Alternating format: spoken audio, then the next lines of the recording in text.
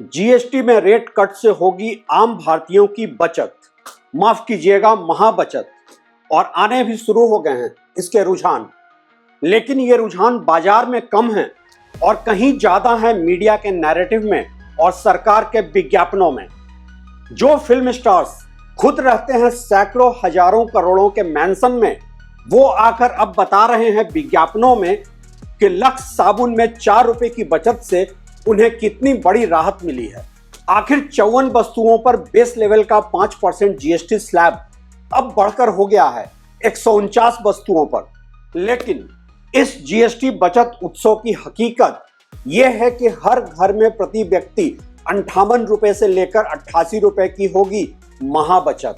और ऐसा मैं नहीं कह रहा हूं, यह दावा किया गया है देश की जानी मानी बिजनेस बॉडी फिक्की और टारी थॉट आर्बिट्राज रिसर्च इंस्टीट्यूट के एक ज्वाइंट स्टडी में।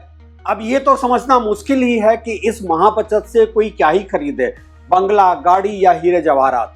लेकिन बेहतर हो कि आप मान भी लो कि महाबचत हुई है। आपके पास ऐसा मानने के अलावा और कोई ऑप्शन है भी नहीं, वरना ये सरकार हमारे आपके टैक्स के पैसों से करोड़ों रुपए फूंक देगी विज्ञापन देकर ये बताने में कि कैसे इस जीएसटी के 2 स्लैब से आप हो गए हैं मालामाल।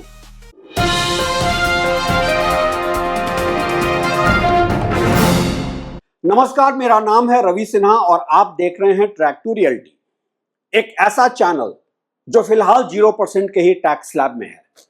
जीएसटी के स्लैब रेट में बदलाव, जिसे कि सरकार जोर शोर से जीएसटी रेट कट, टैक्स छूट, जीएसटी बचत उत्सव और देश का सबसे बड़ा टैक्स रिफॉर्म्स बताने में लगी है।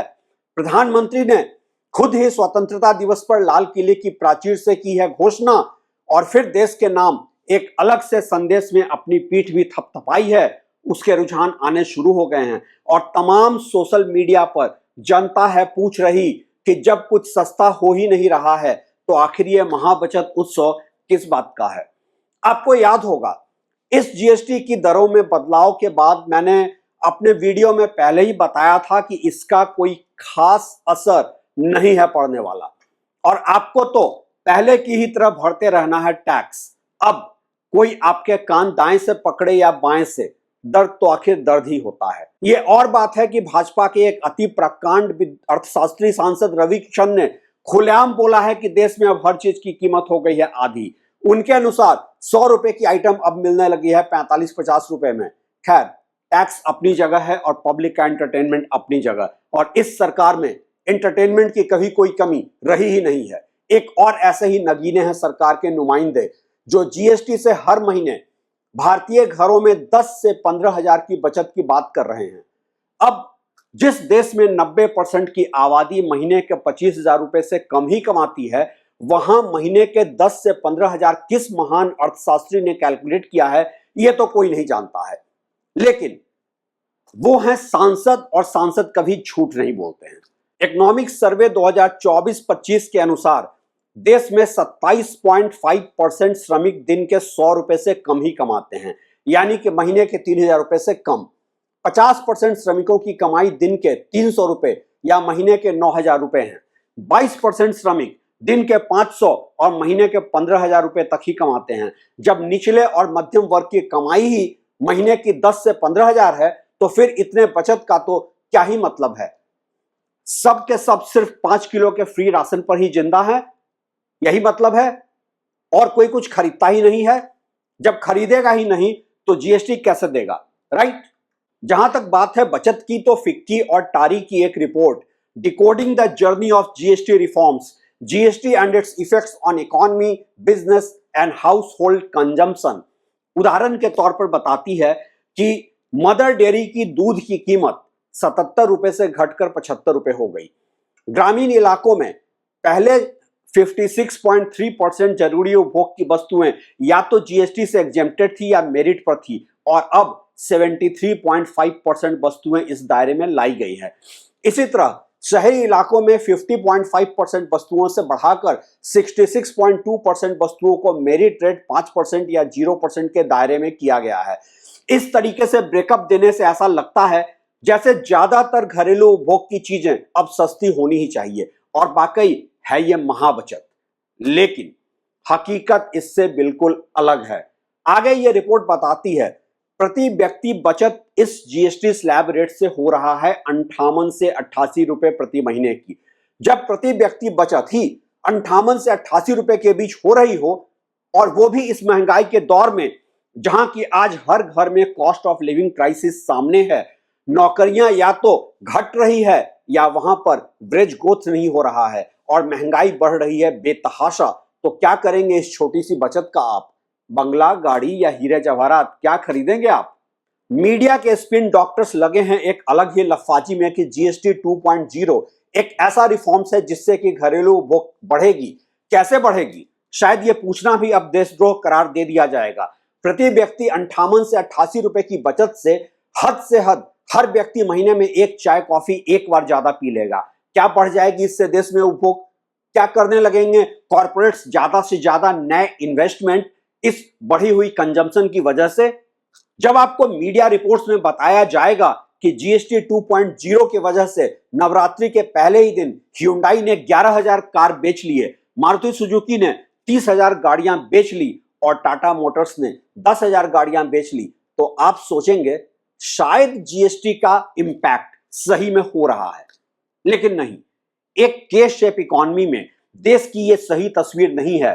क्या जीएसटी के स्लैब रेट में बदलाव अमीरों के लिए हो रहा है जिनके पास पहले ही सारे संसाधन सिमटते जा रहे हैं? आम आदमी पर जीएसटी स्लैब रेट का बदलाव क्या असर कर भी रहा है? महज 58 से 88 रुपए प्रति व्यक्ति प्रति माह की बचत, यह है बचत। यहां सवाल देश के 0.5% टॉप के लोगों का नहीं है जो कुछ भी खरीद सकते हैं चाहे जीएसटी बढ़े या घटे, और ना ही सवाल उन लोगों का जो अपनी सैलरी स्लिप को दिखाकर महंगी गाड़ियां फाइनेंस करा सकते हैं। मैं आम तौर पे जिन व्यापारियों से मिलता हूं उनका भी कहना है कि ये जीएसटी रिफॉर्म्स नहीं, जीएसटी रिफॉर्म्स का छलावा है। एक रोष है देश भर के व्यापारियों में आज, और ऐसा इसलिए कि बिना इनपुट टैक्स को कम किए फाइनल प्रोडक्ट पे जीएसटी घटाने से आम ग्राहक जीएसटी के नाम पर टैक्स भले ही कम दे, लेकिन प्रोडक्ट की बढ़ी लागत में उतना ज्यादा उसे देना ही पड़ रहा है। मसलन कि किसी प्रोडक्ट पर से आपने जीएसटी 18% से घटाकर 5% कर दिया, लेकिन उसी प्रोडक्ट के इनपुट पर टैक्स 5% से बढ़ाकर 18% कर दिया, तो क्या ही फर्क पड़ेगा प्रोडक्ट के फाइनल प्राइस पे?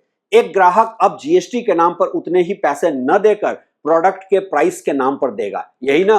क्योंकि मैन्युफैक्चरर तो अपना कॉस्ट जिसमें इनपुट कॉस्ट शामिल है वो लेगा ग्राहक से ही, और सरकार को भी उतना ही जीएसटी मिलता रहेगा जितना कि मिल रहा था पहले। उल्टा सरकार और व्यापारी दोनों के लिए इनपुट टैक्स क्रेडिट के कैलकुलेशन का झंझट ही खत्म। उदाहरण के तौर पर पॉलिस्टर में जीएसटी के कंट्रोवर्सी को ही लें, जहां की इन्वर्टेड ड्यूटी स्ट्रक्चर की समस्या को लेकर PHD chamber of commerce and industry और north India textiles mills association ने यह मांग रखी है कि पॉलिस्टर के रेडी प्रोडक्ट और उसके रॉ मटेरियल धागे के बीच के जीएसटी डिफरेंस को हटाया जाए। इंडस्ट्री बॉडीज का कहना है कि जहां रॉ मटेरियल पर 18% जीएसटी है, वहीं रेडी प्रोडक्ट पर एप्लीकेबल जीएसटी 5% है। इसलिए 13% का इन्वर्टेड ड्यूटी स्ट्रक्चर है जो प्रोडक्ट को महंगा कर रहा है। और ये तो सिर्फ एक उदाहरण है, ऐसे कई उदाहरण हैं अलग अलग और इंडस्ट्रीज के साथ, जहां की फाइनली इस इन्वर्टेड ड्यूटी स्ट्रक्चर का बोझ पड़ेगा आम ग्राहकों पर ही, और इससे प्रोडक्ट की मांग और उपभोग में कमी ही आएगी, ना कि बढ़ेगी।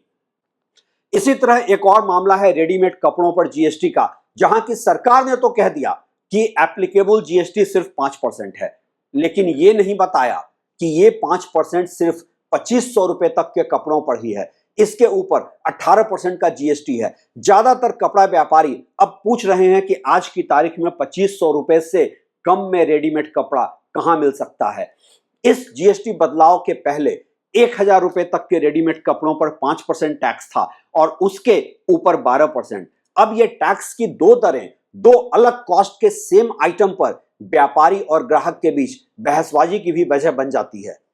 ऐसे एक नहीं अनेक उदाहरण हैं, और बॉटम लाइन साफ है कि निश्चित तौर पे ना ही जीएसटी का ये रिफॉर्म है और ना ही है जीएसटी को सरल बनाने का प्रयास। ये तो है बस आंकड़ों की हेराफेरी और इसमें सबसे ज्यादा असर पड़ेगा देश के एमएसएमई सेक्टर पर, जिसका असर पड़ेगा नौकरियों पर और फाइनली देश की ओवरऑल उपभोग पर। फिर ये भी ना भूलें, जीएसटी जहां सिर्फ संगठित क्षेत्र को ही देता है फायदा इनपुट टैक्स क्रेडिट का जो जीएसटी के दायरे में आते हैं, लेकिन यही जीएसटी बना रहेगा देश के असंगठित क्षेत्र के लिए बर्बादी का सबब भी, जहां है देश की 90% से ज्यादा की अर्थव्यवस्था।